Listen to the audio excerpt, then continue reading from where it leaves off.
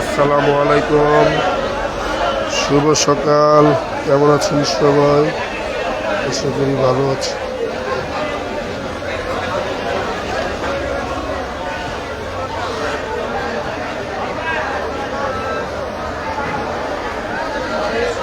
আনিস কাকা, এদিকে আসো।